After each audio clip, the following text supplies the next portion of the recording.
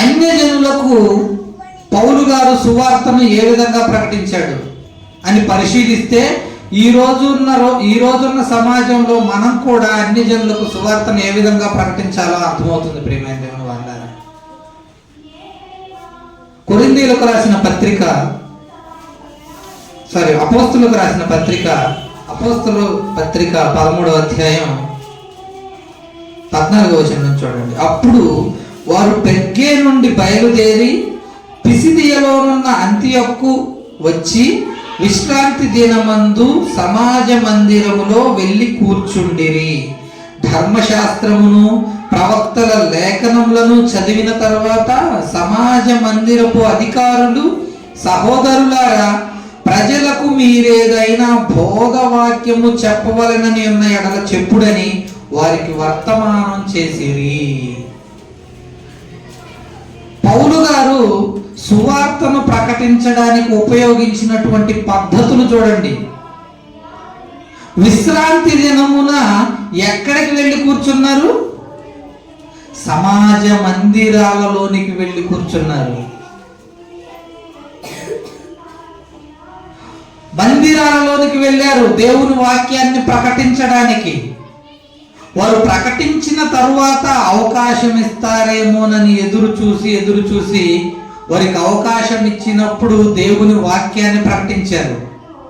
సువార్తను ప్రకటించడానికి వేయవలసినటువంటి మొట్టమొదటి అడుగు ఏంటో తెలుసా? మందిరాల్లోనికి వెళ్ళాలి. ఫస్ట్ యేసుక్రీస్తు వారు కూడా ఎక్కడ ప్రార్థనలు జరుగుతుంటే, ఎక్కడ ఆదివారం లేదా శనివారం విశ్రాంతి దినమున దేవుని ఆరాధన జరుగుతుంటే అక్కడికి వెళ్ళి కూర్చుండేవాడు. అక్కడికి వెళ్ళి కూర్చొని ధర్మశాస్త్రోపదేశకులు, పరిసయ్యులు చెప్పిన మాటలు విని తర్వాత తన వాక్యాన్ని కూడా చెప్పేవాడు. తాను కూడా వాక్యాన్ని చెప్పేవాడు. లూకా సువార్త 4వ అధ్యాయంలో ఉంటుంది, ఆయన గ్రంథము చుట్టి పరిచారకునికి ఇచ్చి అని అంటాడు. లూకా సువార్త 4వ అధ్యాయం 16వ వచనం. తరువాత ఆయన తాను పెరిగిన నజరేతుకు వచ్చెను. తన వాడుక చొప్పున విశ్రాంతి దినమందు సమాజ మందిరంలోనికి వెళ్ళి చదువుటకై నిలుచుండగా. తన వాడుక చొప్పున అంటే ప్రతి విశ్రాంతి దినమందు దేవుడు యేసుక్రీస్తు ప్రభువారు సమాజ మందిరంలోనికి వెళ్ళేవారు. ఆయనకు అది అలవాటు. మిగిలిన సమయం అంతటిలో ప్రతి ప్రాంతంలో, ప్రతి గ్రామంలో, ప్రతి పల్లెటూరులలో సువార్త ప్రకటించిన సమాజ మందిరంలోనికి ప్రతి విశ్రాంతి దినమున వెళ్ళి దేవుని వాక్యాన్ని బోధించేవాడు. పౌలు గారు అంతే, యేసుక్రీస్తు అంతే. శిష్యులు కూడా ప్రతి విశ్రాంతి దినమున సమాజ మందిరంలోనికి వెళ్ళి కూర్చునేవారు. వారికి అవకాశం వచ్చినప్పుడు దేవుని వాక్యాన్ని ప్రకటించేవారు. పౌలు కూడా అలాగే సువార్తను ప్రకటించడానికి సమాజ మందిరంలోనికి వెళ్ళి కూర్చున్నాడు. 13వ అధ్యాయం ఒకసారి ఇక్కడికి రండి, చూద్దాం. 42వ వచనం. 13వ అధ్యాయం 42వ వచనం. సువార్తను ప్రకటించిన తరువాత వారు సమాజ మందిరంలోనికి వెళ్ళుచుండగా ఈ మాటలను మరుసటి విశ్రాంతి దినమున తమతో చెప్పవలనని జనులు వేడుకొనిది. సమాజ మందిరంలోను వారు లేచిన తరువాత అనేకులు యూదులను, భక్తిపరులైన యూద మత ప్రవిష్టులను, బర్నబాను, పౌలును వెంబడించిరి. వీరు వారితో మాట్లాడుచు దేవుని కృపయందు నిలుకడగా ఉండవలనని వారి హెచ్చరించిరి. మరునాడు విశ్రాంతి దినమున దాదాపుగా పట్టణమంతయు దేవుని వాక్యము వినుట కూడి వచ్చెను. యూదులు జనసమూహములను చూచి మత్సరముతో నిండుకొని దూషించుచు పౌలు చెప్పిన వాటికి అడ్డము చెప్పసాగిరి. పౌలును అడ్డగిస్తున్న వారెవరు? సమాజ మందిరంలో దేవుని వాక్యాన్ని బోధిస్తున్నటువంటి దైవ ఉపదేశకులు, పరిసయ్యులు, శాస్త్రులు, యూదులు. దేవుని వాక్యాన్ని అడ్డగించేవారు ఎవరు? దైవ సేవకులే. ఏమండి, ఈరోజు అన్ని జనుల మధ్యలో లేదా ఇంకా ఇతర ప్రాంతాలలో దేవుని వాక్యాన్ని తీసుకువెళ్తుంటే అడ్డగించే వాళ్ళు ఎవరో తెలుసా? మన క్రైస్తవులే. మన క్రైస్తవులే అడ్డగిస్తున్నారు. దేవుని సువార్తను వెళ్ళనివ్వకుండా, దేవుని సువార్త ప్రకటించనీయకుండా, ఒకవేళ ప్రకటించడానికి వెళ్ళిన అనర్థవంతమైన మాటలతో విధంగా మాట్లాడుతూ దేవుని వాక్యాన్ని ఆ ప్రాంతానికి వెళ్ళనివ్వకుండా అడ్డగించడంలో మన క్రైస్తవులే ముందున్నారు. ప్రేమైన దేవుని వాళ్ళ అన్ని జనులకు అపోస్తుడైనటువంటి పౌలు ఏ విధంగానైనా సరే కొందరినైనా రక్షించడానికి అందరికీ అన్ని విధాలుగా ఉన్నాడు. కొరింథీయులకు రాసిన పత్రిక 9వ అధ్యాయం. కొరింథీయులకు రాసిన పత్రిక 9వ అధ్యాయం 19వ వచనం. కొరింథీయులకు రాసిన పత్రిక మొదటి పత్రిక 9వ అధ్యాయం 19వ వచనం. నేను అందరి విషయము స్వతంత్రుడనై ఉన్నను, ఎక్కువ మందిని సంపాదించుకొనుటకై అందరికి నన్ను నేనే దాసునిగా చేసుకొంటిని. యూదులను సంపాదించుకొనుటకు యూదుని వలె ఉంటిని. ధర్మశాస్త్రమునకు లోబడిన వారిని సంపాదించుకొనుటకు నేను ధర్మశాస్త్రమునకు లోబడిన వాడను కాకపోయినను ధర్మశాస్త్రమునకు లోబడిన వారిని వలె ఉంటిని. దేవుని విషయమై ధర్మశాస్త్రము లేని వాడను కాను గాని క్రీస్తు విషయమై ధర్మశాస్త్రమునకు లోబడిన వారును. అయినను ధర్మశాస్త్రం లేని వారిని సంపాదించుకొనుటకు ధర్మశాస్త్రం లేని వారి వలె ఉండి బలహీనులను సంపాదించుకొనుటకు బలహీనులకు బలహీనుడినైతిని. ఏ విధము చేతనైనను కొందరిని రక్షింపవలెనని అందరికీ అన్ని విధాల వాడనై ఉన్నాను. ఏ విధంగానైనా సరే కొందరినైనా రక్షించాలనేది పౌలు గారి యొక్క తాపత్రయం. ధర్మశాస్త్రానికి క్రీస్తుకు వ్యతిరేకంగా ఉన్నాయి. కానీ యూదులను సంపాదించుకోవడానికి యూదుల ఆచారాలను ప్రకటించేవాడు, యూదుల్లా ఉండేవాడు, యూదుల్లా బ్రతికేవాడు. ఏ విధంగానైనా సరే క్రీస్తును అందరిలో ప్రకటించాలనేటువంటి తాపత్రయం. ధర్మశాస్త్రములకు లోపడకపోయినా ధర్మశాస్త్రాన్ని దేవుని కోసం క్రీస్తు కోసం ధర్మశాస్త్రానికి లోబడిన వాడినైతిని అంటూ ఏ విధము చేతనైనను కొందరినైనా రక్షింపవలెనని అందరికీ అన్ని విధాల వాడినై ఉంటిని. దేవుని వాక్యాన్ని ప్రకటించే సమయంలో ప్రియమైన దేవుని వాళ్ళారా కొన్ని జాగ్రత్తలు తీసుకోవాలి. అందరికీ అనుకూలంగా ఉండాలి, అందరితో కలిసిమెలిసిపోవాలి.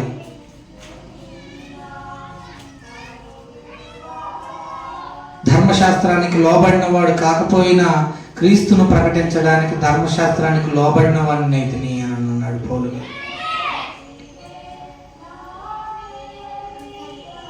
ఇంకొక వచనం చూద్దాం. రోమీయులకు రాసిన పత్రిక 9వ అధ్యాయం మొదటి వచనం నుంచి. నాకు మొదటి వచనం 9వ అధ్యాయం మొదటి వచనం. నాకు బహు దుఃఖమును నా హృదయంలో మానని వేదనయు కలవు. క్రీస్తునందు నిజమే చెప్పుచున్నాను, అబద్ధం ఆడట్లేదు. పరిశుద్ధాత్మయందు నా మనస్సాక్షి నాతో కూడా సాక్ష్యం ఇచ్చుచున్నది. సాధ్యమైన ఎడల దేహ సంబంధులైన నా సహోదరుల కొరకు నేను క్రీస్తు నుండి వేరై శాపగ్రస్తుడనై ఉండగోరుదును అని అన్నాడు. సాధ్యమైన ఎడల దేహ సంబంధులైన నా సహోదరుల కోసం నేను క్రీస్తు నుండి వేరైపోతాను అని అంటున్నాడు. క్రీస్తు నుండి వేరవుతాడా? ఎవరి కోసం అట? క్రీస్తు నుండి వేరైపోతాను. దేనికోసం? ఏమండి, అన్యజనులైన తన సహోదరులను రక్షించుకోవడం కోసం తప్పనిసరి పరిస్థితి అయితే నేను క్రీస్తు నుంచి కొంచెం వేరు కూడా అవ్వడానికి సిద్ధంగా ఉన్నాను. ఒకసారి చూడండి ఆ వచనాన్ని. సాధ్యమైన ఎడల దేహ సంబంధులైన నా సహోదరుల కొరకు నేను క్రీస్తు నుండి వేరై శాపగ్రస్తుడనై ఉండకూడదును. అన్యజనులుగా ఉన్నటువంటి తన సహోదరులను రక్షించుకోవడం కోసం అవసరమైతే కొన్ని సందర్భాలలో క్రీస్తు నుండి కూడా వేరుగా ఉండాలని భావిస్తున్నాడట. అంటే ఎదుటి మనిషిని ఏ విధంగానైనా సరే క్రీస్తులోనికి రాబట్టుకోవడం కోసం అన్యజనులుగా ఉన్నాడు అపోస్తలుడైన పౌలు గారు. యూదులకు యూదుడిగా ఉన్నాడు. ధర్మశాస్త్రం సంబంధించిన వారికి ధర్మశాస్త్రానికి లోబడిన వారిగా ఉన్నాడు. అన్యజనులను రక్షించుకోవడానికి అన్యజనులకు అన్యజనులైనట్టుగా ఉన్నాడు. యుక్తిగా నడుచుకుంటున్నాడు, తెలివిగా నడుచుకుంటున్నాడు. దేవుని వాక్యాన్ని అన్ని జనుల్లోనికి ఎలా ప్రకటించాలి, ఎలా తీసుకెళ్ళాలి? వాళ్ళతో సాంగత్యం చేయొద్దండి. వారి యొక్క పనులలో వారితో మాట్లాడే అవకాశం కూడా లేకుండా వారికి దేవుని సువార్తను ప్రకటించడం ఎలా? అన్ని జనులకు ప్రకటించడానికి అర్హత పొందినవాడు, అన్ని జనులకు ప్రకటించడానికి నియమింపబడినటువంటి అపోస్తలుడైన పౌలు చెబుతున్న మాటలు చూడండి ఒకసారి. 2 దశలోనికైలకు రాసిన పత్రిక 2వ దశలోనికైలకు రాసిన 2వ పత్రిక 2వ అధ్యాయం 9వ వచనం.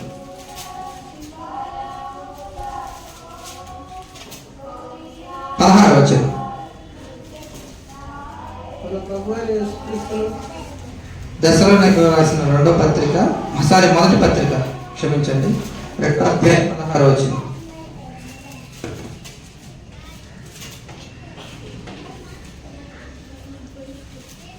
యూదులు తమ పాపములను ఎల్లప్పుడూ సంపూర్తి చేయుటకై ప్రభువైన యేసును ప్రవక్తలను చంపి మమ్మను హింసించి అన్యజనులు రక్షణ పొందుటకై వారితో మేము మాట్లాడకుండా మమ్మును ఆటంకపరుచుచు.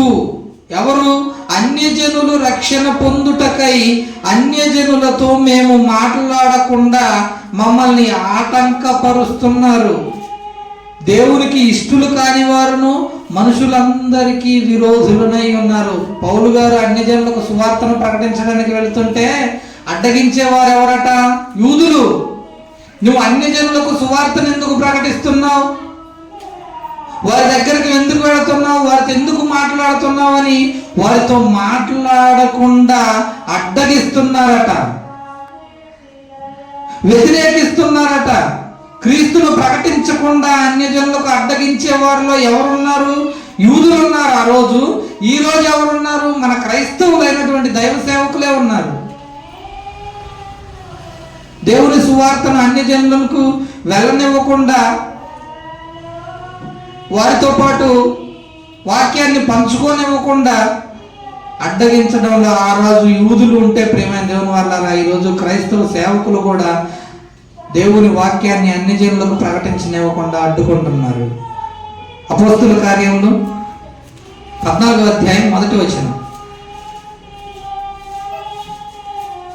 అపోస్తలుల కార్యములు 14వ అధ్యాయం 2వ వచనం. అయితే అవిధేయులైన యూదులు అన్యజనులను పురికొలిపి వారి మనస్సులలో సహోదరుల మీద పగ పుట్టించిరి. అన్యజనులను పురికొలిపి సహోదరులలో వారి మనసులలో సహోదరుల మీద పగ పుట్టించారట. ఎవరు పురికొల్పారు అన్యజనులను? యూదులే. ఎవరు పురికొల్పుతున్నారు ఈరోజు? మన దైవ సేవకులే. అన్యజనుల్లోనికి సువార్తను ప్రకటించడానికి నియమింపబడిన అపోస్తలుడైన పౌలు యుక్తితో, తెలివితో, చాలా జాగ్రత్తగా, చాకచక్యంగా అన్యజనులను నొప్పించకుండా, వారి యొక్క మనోభావాలను దెబ్బతీసే విధంగా మాట్లాడకుండా దేవుని వాక్యాన్ని ప్రకటించి అన్యజనులను క్రైస్తవ్యంలోనికి నడిపించిన వ్యక్తి అపోస్తలుడైన పౌలు గారు. ఏమంటే ఈరోజు మన క్రైస్తవ్యంలో ఎలా ఉంది? పూర్తిగా విరుద్ధంగా మారిపోయాయి. ఏ విధంగానైనా సరే క్రీస్తును ప్రకటించాలనేది అపోస్తలుడైన పౌలు గారి యొక్క ఆలోచన విధానం. ఎలాగైనా సరే క్రీస్తును అన్ని జనుల్లో ప్రకటించాలన్నదే ఆయన ధ్యేయం. అలాగే ప్రకటించాడు. తన జీవిత కాలంలో ఎంతో కృషి చేశాడు. చాలా తెలివిగా, చాకచక్యంగా దేవుని రాజ్య సువార్తను అన్ని జనుల్లో ప్రకటించిన ఒక గొప్ప మహనీయుడు అపోస్తలుడైన పౌలు గారు.